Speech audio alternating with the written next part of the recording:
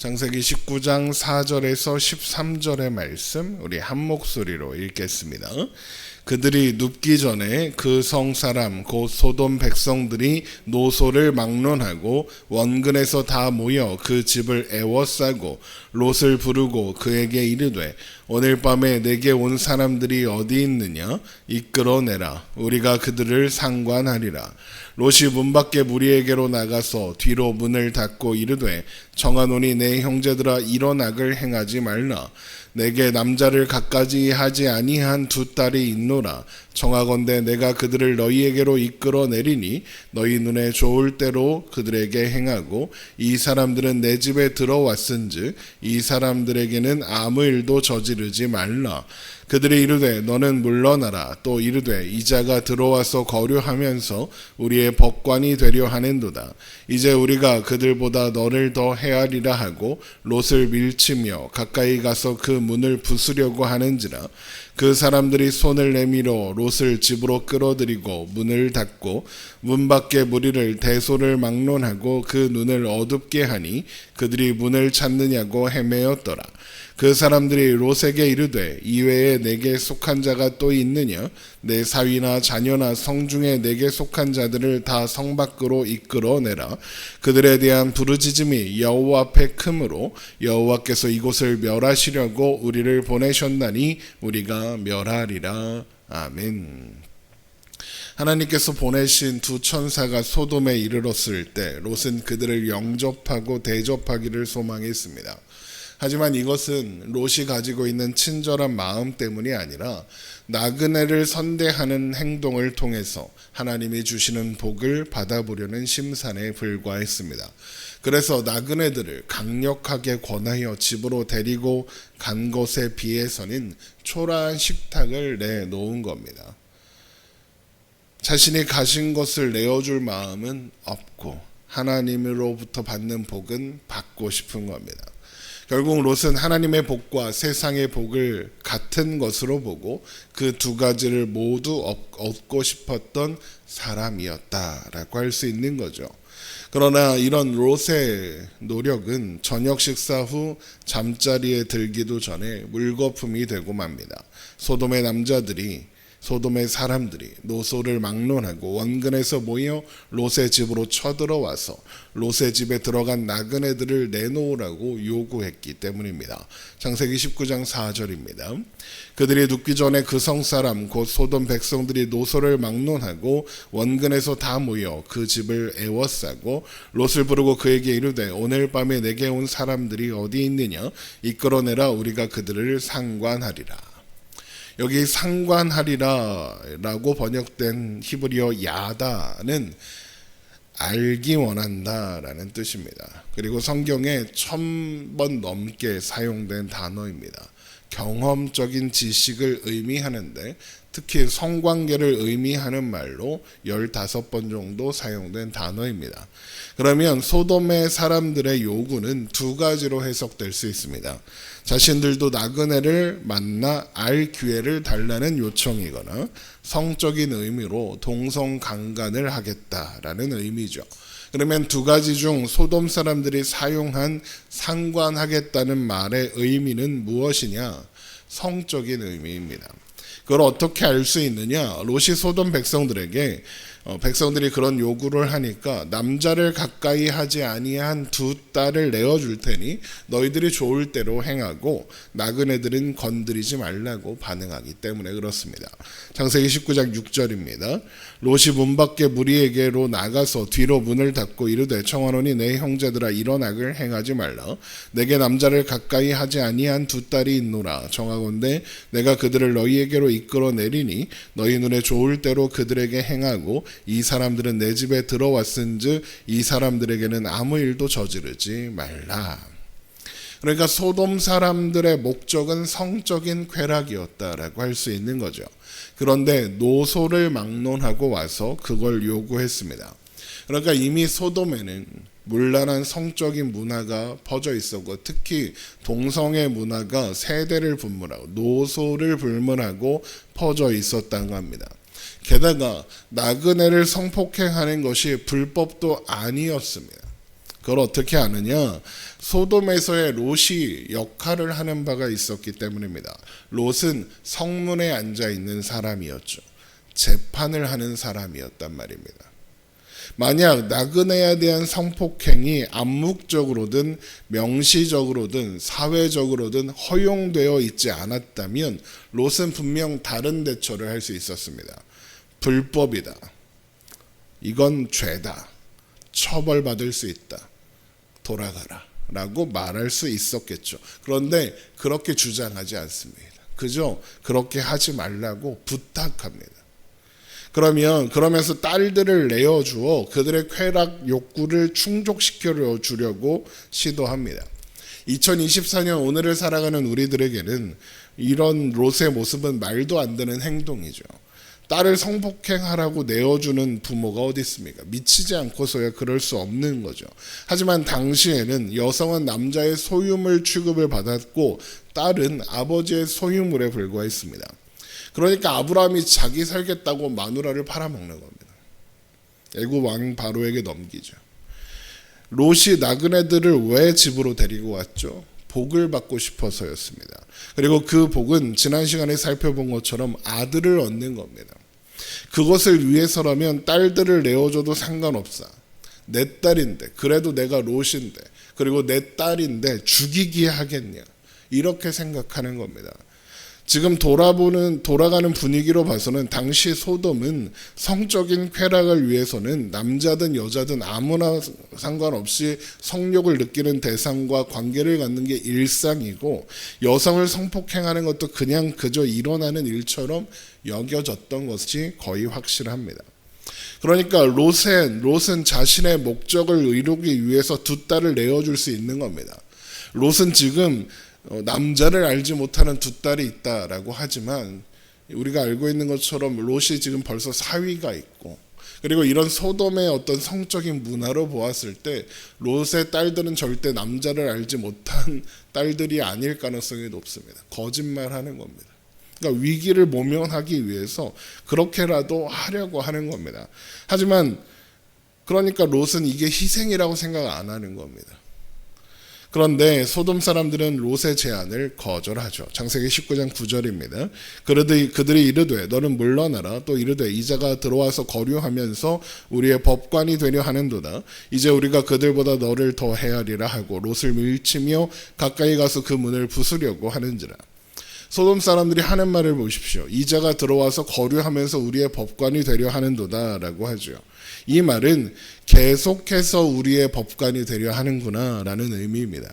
이게 무슨 말이냐? 롯이 법관이 아닌데 법관인 척한다 이 얘기가 아니라 지금 여기는 성문 앞도 아니며 게다가 자신들이 하는 일은 불법도 아닌데 법적으로 문제가 없는데 롯이 우리와 상관없는 법을 근거로 자신들을 판단한다. 그래서 이 일을 못하게 한다. 이런 주장인 겁니다. 그러니까 롯이 거류민인 주제에 낮에 성문 앞에 앉아서 법관 행세를 하는 것도 마음에 안 드는데 이제는 밤에 법적으로도 문제 없는 일에 자기가 뭔데 나서서 이래라 저래라 하느냐라고 하는 거죠. 그러면서 사람들은 롯을 밀치며 문을 부수고 들어갈 태세를 취하는 겁니다. 그러자 두 천사가 롯을 집 안으로 끌어들이고 문을 닫은 후에 문 밖에 무리의 눈을 어둡게 하고는 롯을 향해 그에게 속한 모든 가족들을 데리고 성 밖으로 나가라고 자신들은 소돔을 멸하라는 하나님의 명령을 받고 왔으며 이제 그 명령을 실행할 거라고 이야기합니다. 창세기 19장 10절입니다. 그 사람들이 롯을 내밀어 롯을 집으로 끌어당기고 문을 닫고 눈 밖의 무리를 대소를 막론하고 그 눈을 어둡게 하니 그들이 문을 찾느냐고 헤매었더라. 그 사람들이 롯에게 이르되 이 외에 내게 속한 자가 또 있느냐? 내 사위나 자녀나 성중에 내게 속한 자들을 다 성 밖으로 이끌어내라. 그들에 대한 부르짖음이 여호와 앞에서 크므로 여호와께서 이곳을 멸하시려고 우리를 보내셨나니 우리가 멸하리라. 지금 소돔 사람들의 모습을 보십시오. 눈이 어두워져서 혼란한 상황에서도 뭘 찾고 있습니까? 문을 찾고 있습니다. 11절 보십시오. 그들의 눈을 어둡게 하니 그들이 문을 찾느냐고 헤매었더라. 눈이 안 보이는데 쾌락을 얻고자 하는 욕망은 포기하지 않고 문을 찾고 있는 겁니다. 이게 세상의 현실이고 본질입니다. 세상은 눈이 어두워진 채로 자신의 욕망을 따라 자신의 유익만을 구하며 삽니다. 그래서 에베소서 4장을 가면 이런 말씀이 있는 겁니다. 우리 한번 찾아보죠. 에베소서 4장 17절입니다. 에베소서 4장 17절 봅니다.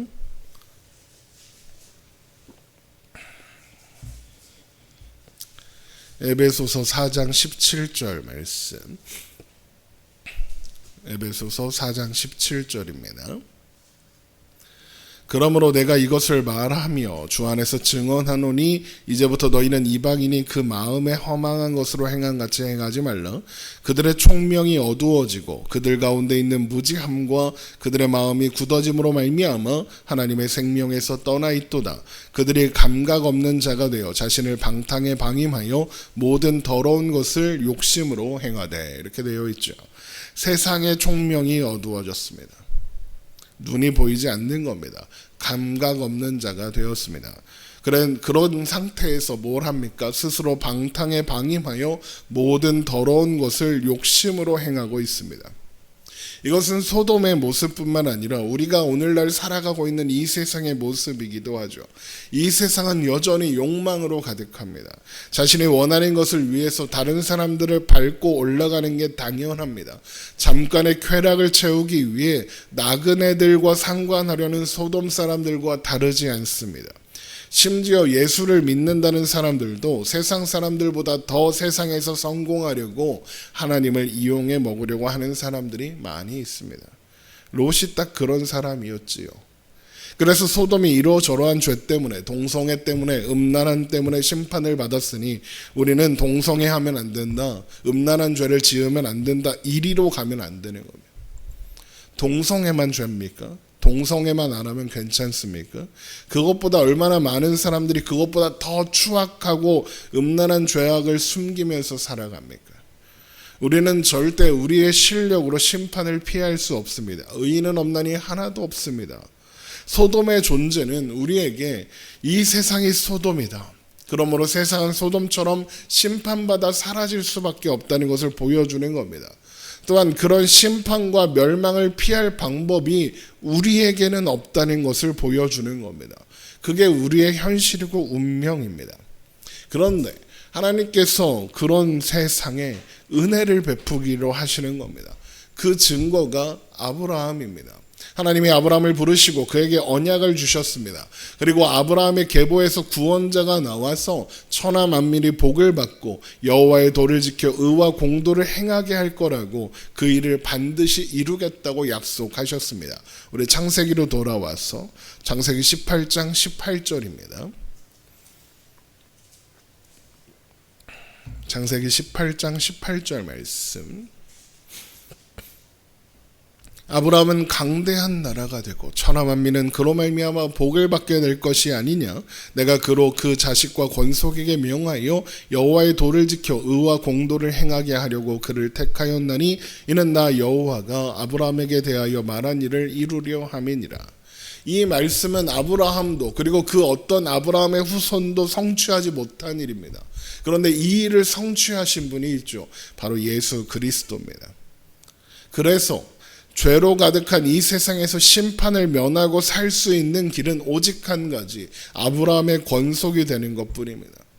아브라함의 권속이 되려면 어떻게 해야 합니까? 할례를 받아야 하죠. 물론 육신의 할례가 아니라 마음의 할례를 받아야 합니다. 그리스도의 할례를 받아야 하는 겁니다. 예수 그리스도의 십자가로 말미암아 구원을 받아야 한다는 말입니다. 그로 인해서 구원받을 만한 이유가 전혀 없는 우리, 소돔에 사는 사람들과 다를 바 없는 우리가 구원을 받는 겁니다. 소돔에 사는 사람들과 다를 바 없는 롯이 구원을 받는 것과 같은 이치입니다. 아브라함은 소돔에 최소한 10명의 의인은 있을 거라고 생각했지만 한 명도 없었습니다. 정말 의인은 없나니 하나도 없는 겁니다. 그런 소돔 같은 세상에 하나님께서 그 아들 예수 그리스도를 보내신 겁니다. 예수님께서 그리스도로 이 땅에 오셔서 모든 악인을 위해 죽으셨습니다. 그렇게 악인을 의인으로 만들어 주셨습니다. 예수님께서 십자가를 지고 해골의 언덕, 죽음의 골짜기 골고다로 올라가셨습니다. 멸망당하는 소돔으로 예수님께서 십자가를 지고 들어가신 겁니다. 그래서 요한복음 11장 8절에 그들의 시체가 큰 성 길에 있으리니 그 성은 영적으로 하면 소돔이라고 하고 애굽이라고도 하니 곧 그들의 주께서 십자가에 못 박히신 곳이다라고 하는 겁니다. 우리에게는 언제나 은혜가 필요합니다. 우리의 눈이 어둡다는 것, 그래서 우리는 잘못된 문을 찾고 있다는 것을 알려주는 하나님의 말씀이 필요합니다. 그게 바로 복음이죠. 그래서 세상이 총명이 어두워져서 감각 없는 자가 되어 자신을 방탕에 방임하여 모든 더러운 것을 욕심으로 행한다는 에베소서 4장 19절 다음에 이런 말씀이 있는 겁니다. 오직 너희는 그리스도를 그와 같이 배우지 아니하였느니라. 어두운 눈을 밝혀 우리가 가야 할 길, 우리가 들어가야 할 문을 보는 방법은 그리스도를 배우는 것, 복음을 배우는 것이다 라고 하는 겁니다. 우리는 말씀을 통해 우리의 눈이 어둡다는 것과 우리는 죄를 지을 수밖에 없는 존재라는 것, 그래서 은혜가 필요한 존재라는 것을 배웁니다. 또한 예수님께서 우리 죄를 감당하시고 십자가에 죽으셔야 한다는 것과 그로 인해 우리 죄를 사하시고 우리 안에 성령님이 오셔야 한다는 것, 그래서 하나님께서 우리 인생을 다스리셔야 한다는 것을 배웁니다. 그것을 위해서 예수님께서 자신을 버리셨습니다. 그래서 에베소서 5장 1절에 4장 방금 읽은 그 말씀 이어서 그러므로 사랑을 받는 자녀같이 너희는 하나님을 본받는 자가 되고 그리스도께서 너희를 사랑하신 것 같이 너희도 사랑 가운데서 행하라. 그는 우리를 위하여 자신을 버리사 향기로운 제물과 희생 제물로 하나님께 드리셨느니라 라고 하는 겁니다. 그렇게 예수님께서 우리를 위하여 자신을 버리사 향기로운 제물과 희생 제물로 하나님께 드리심으로 우리를 하나님의 사랑받는 자녀가 되게 하신 겁니다. 이것이 우리가 받은 은혜이고 우리는 언제나 은혜가 필요한 존재입니다. 여러분, 이것을 항상 기억하며 오늘을 살아가기를 주님의 이름으로 축원합니다. 기도하겠습니다.